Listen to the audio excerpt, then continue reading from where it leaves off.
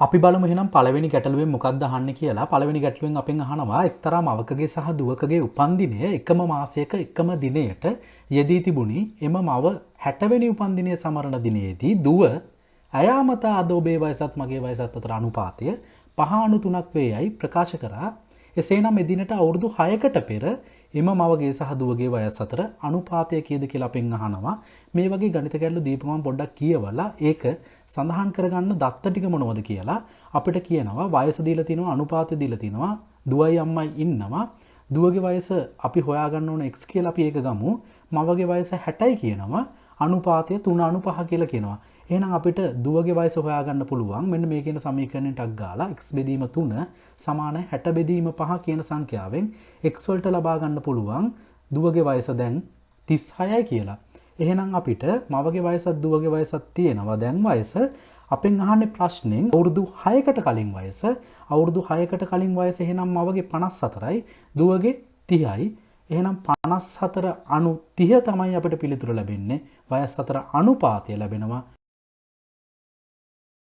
හරි, අපෙන් අහනවා දෙවැනි ගැටලුවෙන් ඒට රුපියල් 3ක් ලැබෙන විට බීට රුපියල් 5ක් ලැබේ, බීට රුපියල් 10ක් ලැබෙන විට සීට රුපියල් 12ක් ලැබේ, සීට රුපියල් 6ක් ලැබෙන විට ඩීට රුපියල් 8ක් ලැබේ නම් රුපියල් 44000ක මුදලකින් සීට ලැබෙන මුදල කීයද කියලා. මේ වගේ ගණිත ගැටලුවක් දැක්ක ගමන් ඔයාලා ගානේ තියෙන දත්ත ටික සඳහන් කරගන්න මේ විදියට. ඒට 3ක් ලැබෙනකොට බීට 5යි, බීට 10ක් ලැබෙනකොට සීට 12යි, සීට 6ක් ලැබෙනකොට ඩීට 8යි. මේ වගේ ගණිත ගැටලු විසඳන්න ඕන. අපි මේ ABCD 4 දෙනා අතරම සම්බන්ධයක් හොයාගන්න ඕන. එතකොට සම්බන්ධයක් හොයාගන්න නම් මෙන්න මේ B C එකතු කරගෙන AD අතරත් සම්බන්ධයක් ගොඩනගා ගන්න ඕන. එහෙනම් B C එකතු කරගන්න නම් මේ B කියන තීරුවේදී ඒ සංඛ්‍යා ටික එකිනෙක සමාන වෙන්න ඕන. C කියන තීරුවේදී C වල සංඛ්‍යා ටික එකිනෙකට සමාන වෙන්න ඕන. ඔයාලා හිතන්න මෙතන B C අතර සම්බන්ධය තියලා තියෙන්නේ බීට රුපියල් 10ක් ලැබෙනකොට සීට 12ක් කියලානේ. ඇත්තටම බීට රුපියල් 5ක් ලැබෙනකොට සීට කීයක් ලැබෙනවද? සීට 6යි. එහෙනම් අපිට ඒ විදිහට ලියා ගන්න පුළුවන්. එතකොට B වල තියෙන්නේ තීරුවේ 5 සංඛ්‍යා දෙකක්, C වල තියෙන්නේ 6 සංඛ්‍යා දෙකක්. අපිට එහෙනම් A කියන වගුවම මෙන්න මේ විදිහට ලියා ගන්න පුළුවන්. ABCD අතර අනුපාතය 3/5/6/8යි කියලා. එතකොට අපිට මේ ටික එකතු කරලා පුළුවන් 22යි කියලා ගන්න. ඒ කියන්නේ 3/5/6/8 ලැබෙනවා 22යි කියලා. එතකොට C ගේ කොටස හොයාගන්න පුළුවන් අපිට. C ගේ පංගුව මොකද්ද? Cට 6ක් ලැබෙනකොට ඔක්කොම පංගු තියෙනවා 22ක්. 22කින් 6ක් තමයි Cට ලැබෙන්නේ. එහෙනම් මුළු පංගුව කියන්නේ 44000ක මුදලක්. 44000ක මුදලෙන් Cට ලැබෙන මුදල හොයන්න පුළුවන්. 6 බෙදීම 22 වැඩි කිරීම 44000න් ලැබෙනවා පිළිතුර රුපියල් 12000යි කියලා. පස්වෙනි ගැටලුව ශ්‍රී ලංකාවේ පසුගිය වසරේදී නෙලාගත් පොල් ගෙඩි සංඛ්‍යාවෙන් 3න් 2ක් පොල් ත්‍රිකෝණයෙන්ද 6න් 1ක් ගාල්ල දිස්ත්‍රික්කයෙන්ද ලැබුණේ නම් වසරේ අනෙක් ප්‍රදේශවල නෙලාගත් පොල් ගෙඩි සංඛ්‍යාව මිලියන 18ක් වූ විට පොල් ත්‍රිකෝණයෙන් ලැබුණු ගෙඩි සංඛ්‍යාව මිලියන කීයක්ද කියලා අපෙන් අහනවා. එහෙනම් මම ඔයාලට මේ වගේ ගණිත ගැටලු විසඳනකොට ඉස්සෙල්ලත් කිව්වා මේ කියන දත්ත ටික පැහැදිලිව සඳහන් කරගන්න. ප්‍රදේශය තියෙනවා පොල් ත්‍රිකෝණය ගාල්ල දිස්ත්‍රික්කය අනෙකුත් දිස්ත්‍රික්ක විදියට කොටස ඒ කියන්නේ පංගුව දීලා තියෙනවා පොල් ත්‍රිකෝණයේ 2 බෙදීම 3යි 2 බෙදීම 3 සමාන වෙනවා 4 බෙදීම 6ටත් ගාල්ල දිස්ත්‍රික්කයේ 1 බෙදීම 6යි. ඇයි මම මෙතන 4 බෙදීම 6 කියලා ලියාගත්තේ? ගාල්ල දිස්ත්‍රික්කයේ දීලා තියෙන්නේ 1 බෙදීම 6 නිසා අනිවාර්යයෙන්ම හරේ සංඛ්‍යාව එකිනෙකට සමාන වෙන්න ඕනේ. එතකොට අපිට එකතු කරගන්න භාග සංඛ්‍යා ලේසි. එතකොට අපි හොයාගන්න ඕනේ මෙන්න මෙතනින් අනෙකුත් දිස්ත්‍රික්කවල පංගුව අනෙකුත් දිස්ත්‍රික්කවල පංගුව 1 බෙදීම 6යි 6 බෙදීම 6න් අඩු කරන්න ඕන 5 බෙදීම 6ක්. එතකොට පිළිතුර ලැබෙනවා 1 බෙදීම 6යි කියලා. එහෙනම් අනෙකුත් දිස්ත්‍රික්කවල පංගුව සමාන වෙනවා මිලියන 18කට. අපෙන් අහන්නේ පොල් ත්‍රිකෝණයෙන් ලැබුණු ගෙඩි සංඛ්‍යාව මිලියන කීයද කියලා. එහෙනම් එක පංගුවක් සමාන වෙනවා මිලියන 18කට පොල් ත්‍රිකෝණයෙන් ලැබුණු ගෙඩි සංඛ්‍යාව අපිට ලබා ගන්න පුළුවන් 18 වැඩි කරලා 4න් උත්තරේ ලැබෙනවා මිලියන 72යි කියලා. අපි බලමු එහෙනම් 6 වෙනි ගැටලුව. 6 වෙනි ගැටලුවෙන් අපිට කියනවා 4ට 1 අනුපාතයට මිශ්‍ර කරන ලද නිල් සහ කහ වර්ණ සායම් ලීටර් 20ක් තියෙනවලු. මේ මිශ්‍රණය ලීටර් 5ක් ඉවත් කොට නිල් සායම් ලීටර් 6ක් මිශ්‍රණයට කලවම් කළහොත් නිල් සහ කහ සායම් වල අනුපාතය කුමක් වෙනවද කියලා අපෙන් අහනවා. එහෙනම් අපි දත්ත ටික ඉස්සෙල්ලා බලමු මොනවද කියලා. නිල් කහ තියෙනවා 4ට 1 අනුපාතයෙන් ලීටර් 20ක් තියෙනවා. අපි බලමු එහෙනම් මුලදී නිල් වල තියෙන ලීටර් ප්‍රමාණය ඒ කියන්නේ 4ට 1 අනුපාතයක් නේ තියෙන්නේ. ඒ කියන්නේ නිල් 5න් 4ක් තියෙනවා ලීටර් 20ට අදාළව 20 වැඩි කරන්න ඕන 5න් 4ෙන් එහෙනම් පිළිතුර ලැබෙනවා 16 කියලා. එහෙනම් කහ පාටට අදාළව 20 වැඩි කරන්න ඕන 5න් 1ෙන් පිළිතුර ලැබෙනවා 4යි කියලා.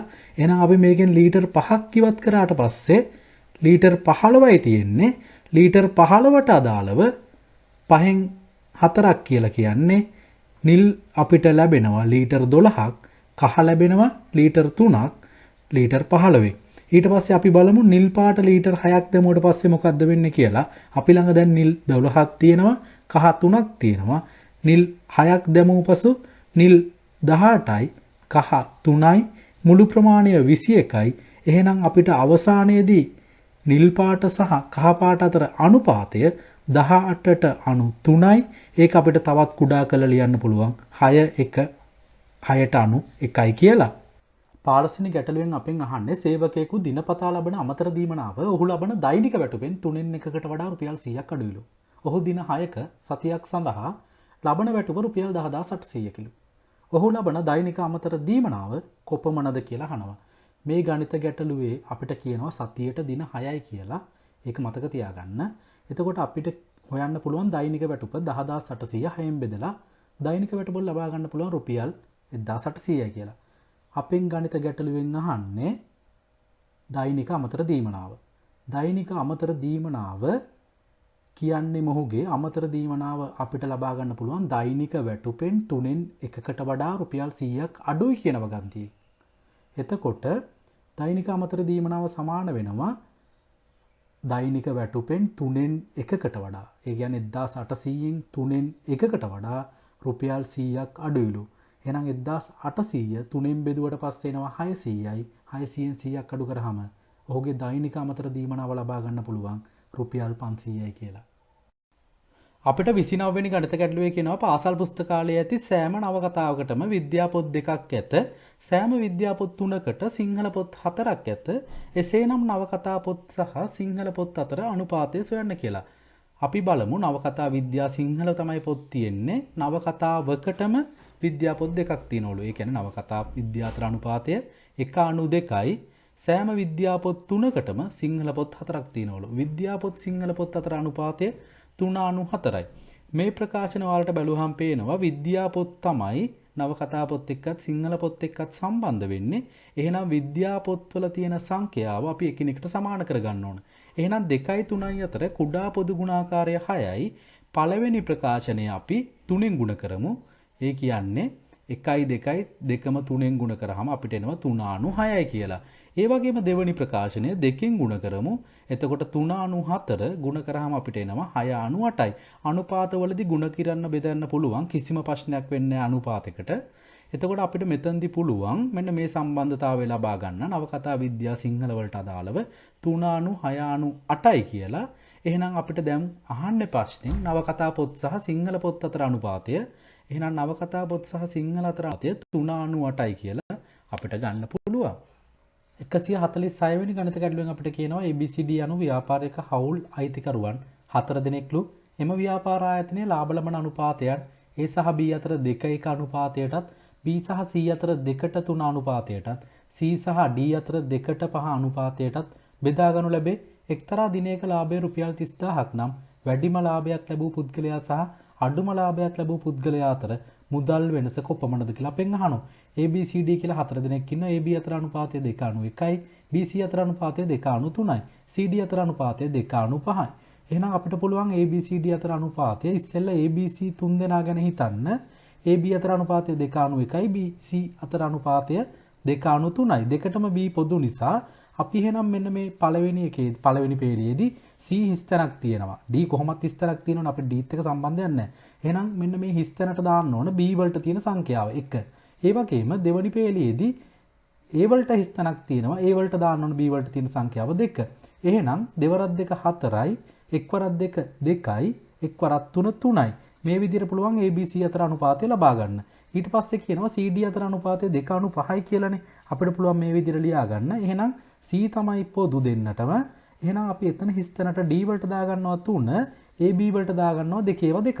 ඒ වගේම අපිට ලබා ගන්න පුළුවන් මේකත් ಗುಣ කළා 4 වරක් 2 8යි, 2 වරක් 2 4යි, 3 වරක් 2 6යි, 3 වරක් 5 15යි. මේ තමයි ABCD අතර අනුපාතය 8 අණු 4 අණු 6 අණු 15යි. මෙන්න මේ 8යි 4යි 6යි 15යි එකට එකතු කරාම කොටස් 33කට කැඩෙනවා. එහෙනම් අපෙන් දැන් අහන්නේ අඩුම එකේ ඉඳන් වැඩිම එක අතර තියෙන වෙනස. ඒ කියන්නේ 15න් 4ක කොටසක් තමයි. කොටස් 11ක වෙනසක් ගත්තනම් අපිට පුළුවන් මුදල් වෙනස ලබා ගන්න 33න් 11 වැඩි කරා නම් රුපියල් 30000න් ලබා ගන්න පුළුවන් පිළිතුර රුපියල් 10000ක් කියලා.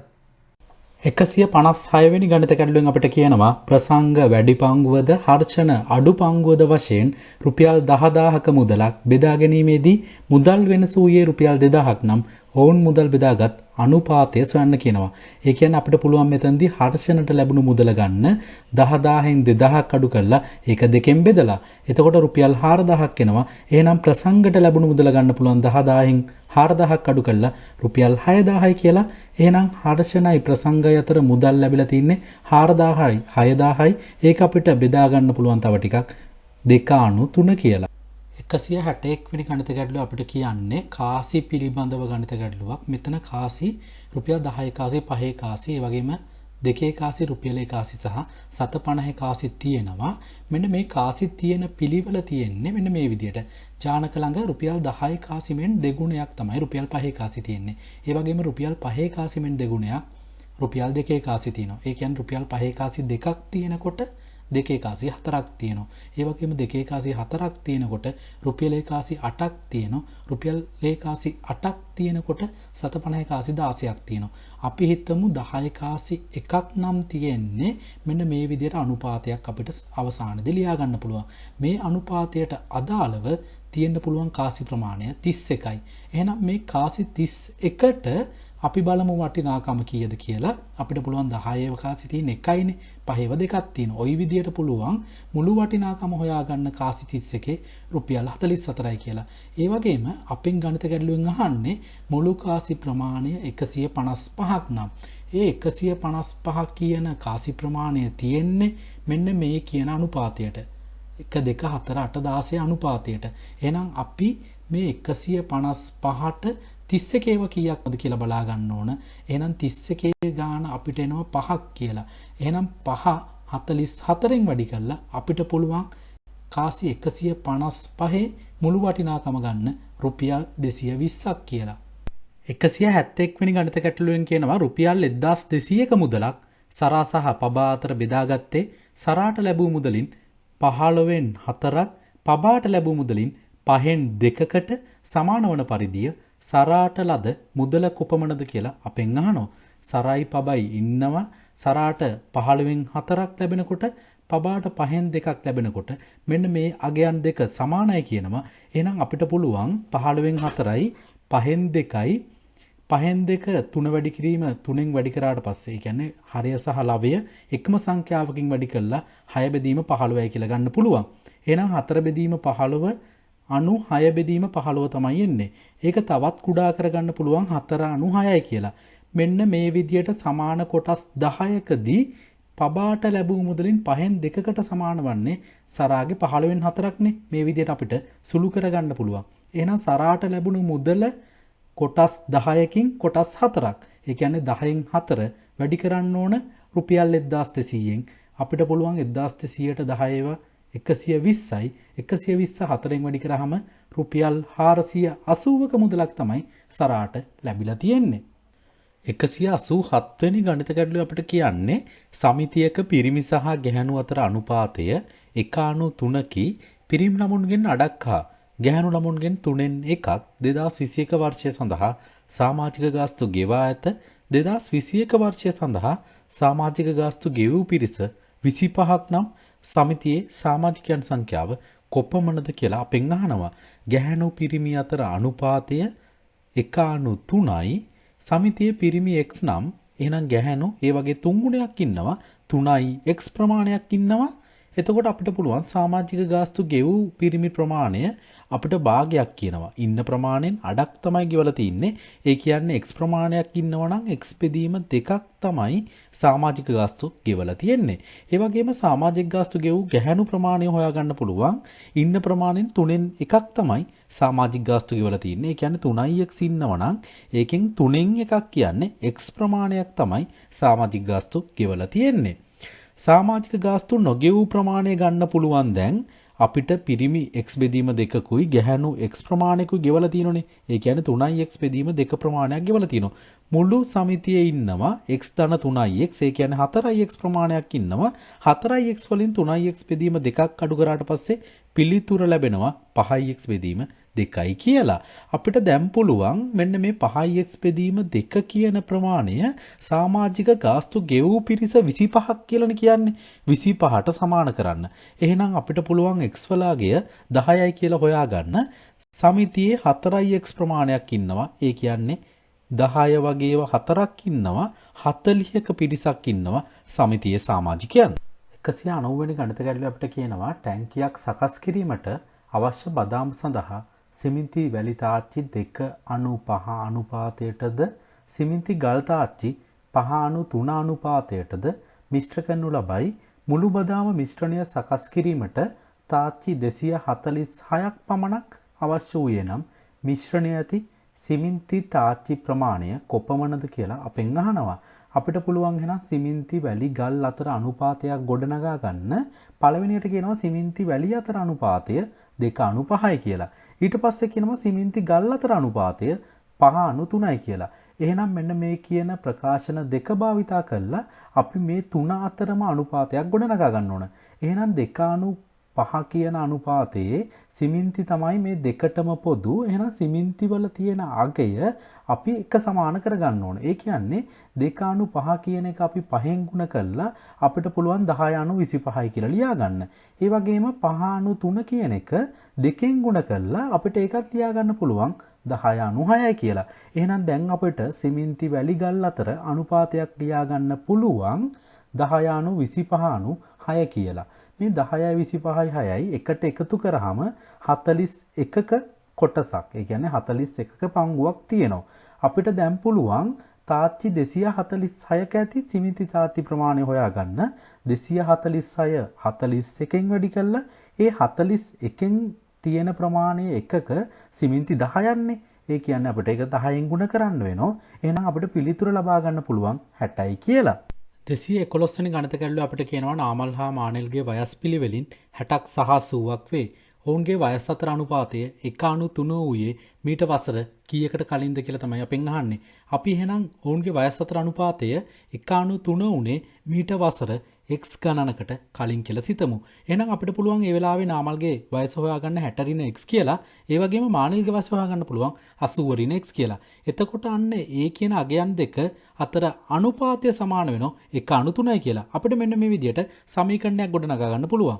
එහෙනම් 60 රින x කියන එක 3න් වැඩි කරලා 80 රින x කියන එක 1න් වැඩි කරාට පස්සේ අපිට පුළුවන් සමීකරණය මෙන්න මේ විදිහට විසඳ ගන්න 2x = 100යි කියලා. ඒ කියන්නේ 3 වරකට 180යි රින 3x 80 රින x වෙනවා.